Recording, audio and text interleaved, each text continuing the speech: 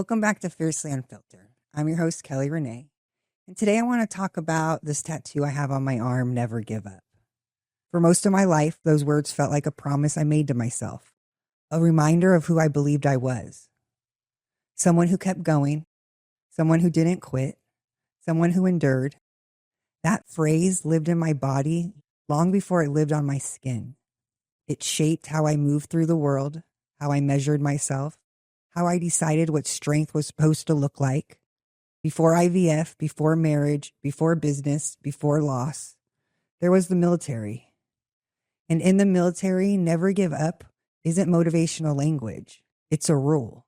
You don't quit a run because it hurts. You don't stop a hike because you're exhausted. You don't opt out of a test because you're overwhelmed. You finish. You keep going. Because stopping isn't an option. You don't leave a soldier behind. And somewhere along the way, that turned into something even deeper. You don't quit until you physically can't. That belief doesn't live in logic. It lives in the body. Pain becomes something you override. Stopping becomes something you associate with failure. Pushing through becomes proof of character. And for a long time, that belief served me. It made me disciplined, reliable, capable under pressure. But what no one prepares you for is what happens when you leave that environment. Because civilian life doesn't work the same way. There is no command telling you when to stop, no structure defining when continuing is honorable and when it's harmful.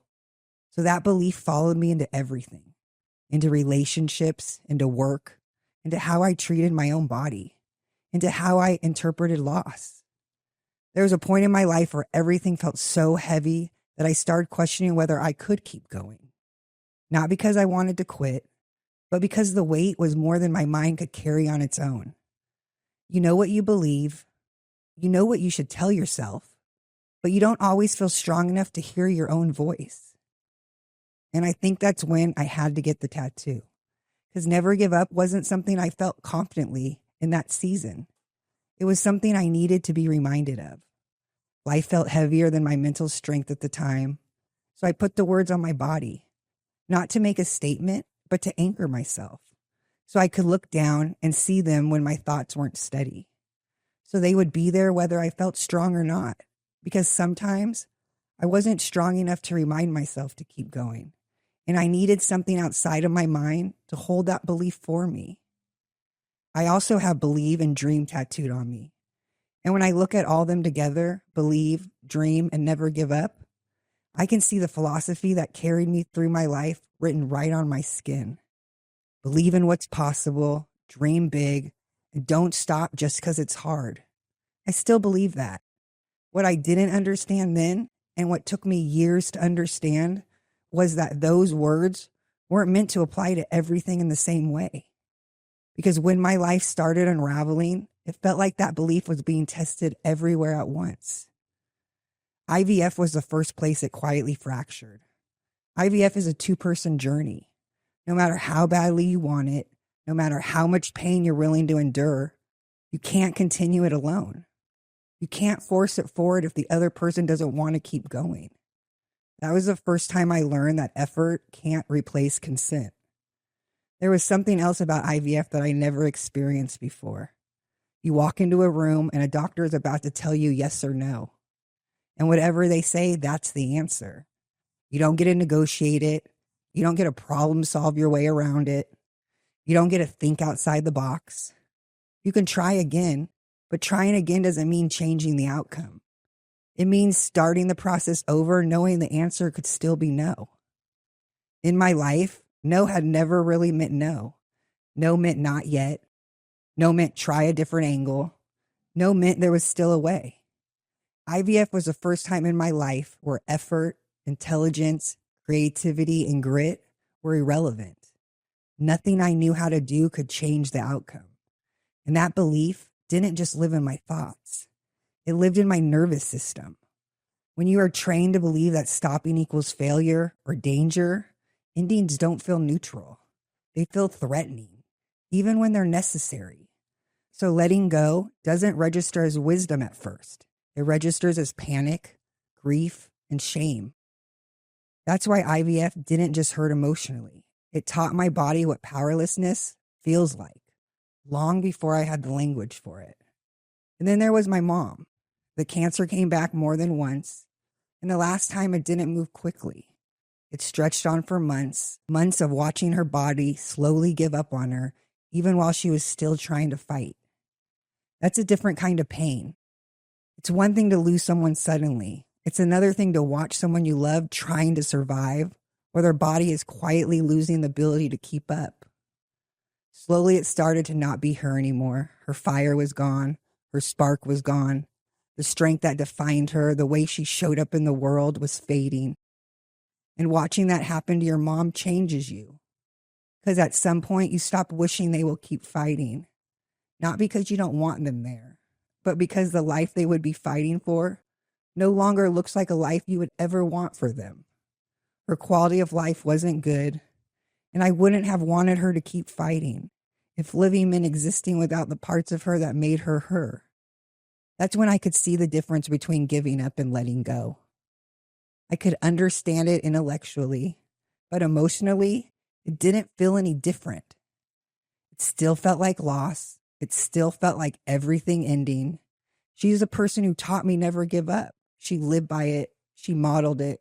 She believed in fighting to the very end. So when she got cancer, there was never a question in my mind that she would keep fighting. And mentally she did. But her body didn't have the same choice. The drugs meant to save her destroyed the function of her other organs. And there came a point where her body simply couldn't continue. Her body reached its limit. There was a moment at the very end. She was in hospice. It was a few nights before she died. She looked at me and said, "I'm ready to let go." That was the first time I ever saw the difference between giving up and letting go. But I didn't understand it that way then. To me, letting go still felt like the biggest loss I have ever experienced. It didn't feel peaceful. It didn't feel wise. It felt like everything ended. I witnessed letting go before I had language for it. Before my marriage ended, before my business was taken from me, before I had to confront letting go in my own life. So when letting go showed up later for me, that moment didn't guide me. It didn't carry it forward as understanding. I carried it forward as grief. And when I had to let go of my own life as I knew it, I couldn't separate letting go from giving up. Because to me, they still meant the same thing: loss. Then it showed up again in my marriage. It takes two people to get married, but it only takes one person to get divorced. And that's a brutal reality when you believe strength is proven by how long you stay. Because you can keep choosing something faithfully, honestly, and still have it end. Not because you quit, but because the agreement ended. Then it showed up again in my business. I didn't walk away because I stopped believing in what I built. I didn't quit because it got hard. I stood up for myself. I drew a line, and I was bullied, undermined, and pushed out for it. That wasn't giving up. That was being forced to let go of something I would have continued to fight for if it would have been safe to do so. What I didn't understand at the time was that these weren't separate experiences. They were the same lesson showing up in different forms. IVF, marriage, my business, my mom, different situations, different stakes, but all asking me to confront the same belief: never give up. Each one tested it in a different way, tested by consent, tested by choice, tested by safety, tested by biology. And in every one of those seasons, things ended, not because I quit, but because continuing was no longer possible. That's what took me years to separate. Giving up is when you walk away because you don't care anymore. Letting go is when you stop fighting something you can't control, even though you still care deeply. Those two things look almost identical from the outside, and they feel almost identical inside the body. That's why it's so confusing. Letting go often hurts more than giving up, because you're not releasing something you stopped wanting. You're releasing something you still love. Even now, I still struggle with that. There are moments where letting go feels like betrayal of my past self, my values, the version of me who believed strength was measured by how much I could tolerate. There are days I still have to remind myself, stopping isn't quitting. Releasing isn't weakness. Limits aren't failure. I didn't need to erase the words on my arm. I didn't need to change them. I needed to let them grow. Because never give up doesn't mean staying in something that's breaking you. It means not abandoning yourself in the process. After letting go, I didn't rush into the next chapter of my life. I didn't replace what I lost. I didn't force momentum. I paused. And for someone like me, that pause has been uncomfortable. Sometimes it still is. But what I've learned is this: not moving forward doesn't automatically mean you're stuck. Sometimes strength isn't about pushing through at all costs. Sometimes it's about recognizing when continuing is no longer possible and choosing not to turn that into shame. Never give up didn't fail me. It was incomplete. And sometimes the bravest thing you can do is stop fighting what's already over. Now those words mean something different. They mean believe, dream, and don't give up until you do. Until next time.